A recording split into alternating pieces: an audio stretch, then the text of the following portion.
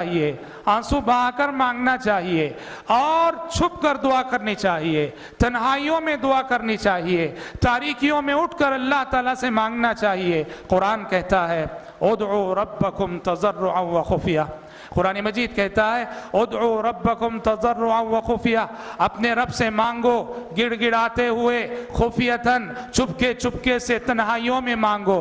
یہ دو چیزیں جہاں جمع ہوں گی، انسان تنہائی میں مانگے، تضرع کی کیفیت میں مانگے، گڑ گڑا کر مانگے، اللہ کی قسم ایسی دعائیں شرف قبولیت سے نوازی جاتی ہیں۔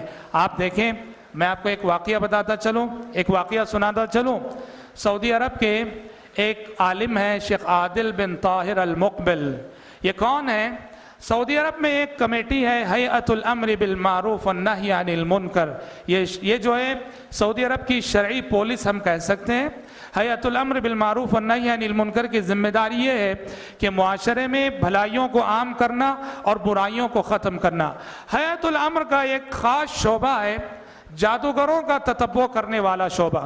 معاشرے میں جو جادوگر ہوتے ہیں، جادو کرنے والے، ان کو تلاش کرنا، ان کو پکڑنا اور ان کو جو ہے لے جا کر کورٹ میں لے جا کر ان کو سزا دلوانا۔ جادوگر کی سزا اسلام میں قتل ہے۔ یہ جو جادوگروں کا تتبع کرنے والا شعبہ ہے، اس کے صدر اور پریزیڈنٹ ہیں شیخ عادل بن طاہر المقبل، بڑے عالم ہیں اور کافی جادوگروں کو انہوں نے پکڑا ہے، کافی جادوگروں کو انہوں نے سزائے موت دلائی ہے۔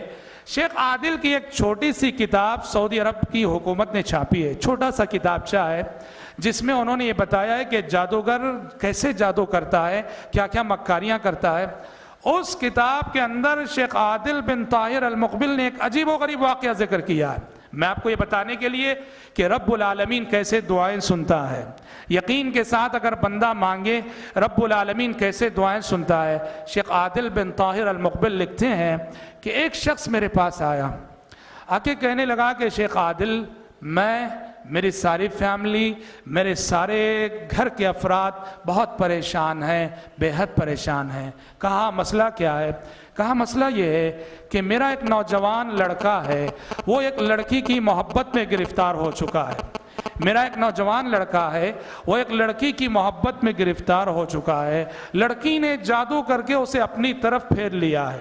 اب صورتحال یہ ہے، اسے نہ کھانے پینے کی فکر ہے، نہ پڑھنے لکھنے کی فکر ہے، نہ بزنس و کاروبار کی فکر ہے، نہ ہی راتوں میں سوتا ہے، ہمیشہ اسی لڑکی کے خیال میں، اسی لڑکی کی جستجو میں، اس کی گلی سے گزرنا، اس کے گھر کے سامنے جا کر بیٹھنا۔ ہر طرح سے ہم سمجھا کے دیکھ لیے، ڈرا کے دیکھ لیے، پر وہ بچہ جو ہے سدھر نہیں رہا ہے۔ آپ میرے اس مسئلے کا حل بتائیے۔ شیخ عادل کہتے ہیں میں نے اس سے کہا کہ دیکھو، تمہاری اس مشکل اور تمہاری اس مصیبت کے دو علاج میں بتاتا ہوں اور یقین کے ساتھ اس پہ عمل کرنا۔ تو کہا سب سے پہلا علاج یہ ہے کہ تم بھی اور تمہارے گھر کے سارے فیملی ممبرز کثرت سے اللہ تعالیٰ سے استغفار کریں، کثرت سے استغفار کریں۔ اللہم اغفر لی، اللہم اغفر لی، یا استغفر اللہ کثرت سے پڑھیں، سینکڑوں بار، ہزاروں بار۔ بھائیو، آپ کو معلوم ہونا چاہیے یہ جو استغفار ہے، استغفار کے ثمرات، استغفار کی برکتیں بہت ہیں، ایک مستقل موضوع ہے۔ شیخ عادل نے کہا کہ تمہارے مسئلے کا سب سے پہلا حل یہ ہے کثرت سے استغفار کرو، اور انہوں نے کہا دوسرا حل یہ ہے تمہارے مسئلے کا کہ تہجد کے وقت جاگنا، تہجد کے وقت جاگ کر وضو کرو اور وضو کر کے اللہ تبارک و تعالیٰ سے گڑ گڑا کر مانگنا اور دعائیں کرنا۔ اب یہ شخص ان دونوں باتوں کو سنا اور جا کر اس پر عمل کرنے لگا، کثرت سے وہ بھی اس کے سارے فیملی ممبر سے استغفار کرنے لگے، اور اس کا معمول تھا رات میں 2 بجے اٹھ جایا کرتا تھا، وضو کرتا اور وضو کرنے کے بعد خوب رو رو کر نماز فجر تک دعائیں کرتا تھا وہ۔ چوتھی رات اس کا بیان ہے، شیخ عادل لکھتے ہیں چوتھی رات جب وہ اٹھا 2 بجے، جیسے ہی وضو کر کے آیا فون کی رنگ بجنے لگی، اس نے جا کے فون ریسیو کیا تو کہنے والا کہہ رہا تھا تم جاننا چاہتے ہو کہ تمہارے بیٹے پہ جادو کر کے کہاں گاڑا گیا ہے؟ کہا کہ فلاں مقام پہ جاؤ اور فلاں جگہ کھدائی کرو، وہاں زمین سے ایک چیز نکلے گی، نکالو۔ یہ باپ جو ہے نماز فجر کے بعد فون میں جس شخص نے جو جگہ بتائی تھی اس مقام پہ گیا، کھدائی کیا تو سچ مچ وہاں سے کچھ چیزیں نکلیں، اس کے بچے کے بال وغیرہ جس میں جادو کر کے جو ہے زمین کے اندر گاڑا گیا تھا۔ 5ویں رات وہ تو نکال دیا، یعنی 4تھی رات نماز فجر کے بعد جا کے جو کچھ ملا اس کو نکال دیا، اور 5ویں رات حسب معمول جب وہ 2 بجے جاگا پھر سے دعا کرنے کے لیے اور وضو کر کے آیا تو پھر سے فون کی رنگ بجنے لگی۔ اس نے جا کے فون ریسیو کیا تو کہنے والا کہہ رہا تھا کہ ایک اور مقام پہ بھی جو ہے گاڑا گیا ہے، جاؤ وہاں بھی کھدائی کر کے وہاں سے بھی نکالو۔ یہ نماز فجر کے بعد گیا اور وہاں جہاں جو نشاندہی کی گئی تھی جس جگہ کی، وہاں کھدائی کیا تو وہاں سے بھی کچھ چیزیں نکلیں، اور جادو جو ہے کسی بھی چیز میں جادو کر کے جو زمین میں گاڑا جاتا ہے، کھدائی کر کے اس کو نکال دیا جاتا ہے تو جادو باطل ہو جاتا ہے، یا کم از کم اس کا اثر جو ہے کم تو ضرور ہوتا ہے۔ یہ جیسے ہی جو ہے دونوں جگہ سے یہ چیزیں نکالا، بیٹے کا ذہن جو ہے ٹھیک ہو گیا، اس کا خیال بالکل بدل گیا، بچہ ٹھیک ہو گیا۔ شیخ عادل لکھتے ہیں جو اس کتاب کے مصنف ہیں، وہ باپ ان دونوں چیزوں کو جو دونوں دن اسے ملی تھی اپنی 2 جیبوں میں رکھ کر میرے پاس لے آیا اور مجھے دکھا کر شکر ادا کر رہا تھا۔ لکھتے ہیں جب شکایت کرنے کے لیے آیا تھا تب بھی وہ روتے ہوئے آیا، اور اب جو آیا اب بھی روتے ہوئے آیا، پہلے جو ہے غم کے آنسو تھے اب خوشی کے آنسو تھے۔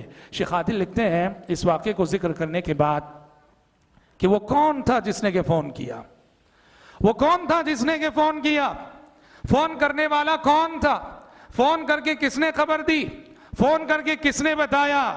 اس کے جواب میں وہ قرآن کی ایک آیت لکھ کے آگے بڑھ جاتے ہیں، وَمَا يَعْلَمُ جُنُودَ رَبِّكَ إِلَّا هُوَ، تمہارے رب کے لشکروں کو تمہارے رب کے سوا کوئی نہیں جانتا، تمہارے رب کی فوجوں کو تمہارے رب کے سوا کوئی نہیں جانتا۔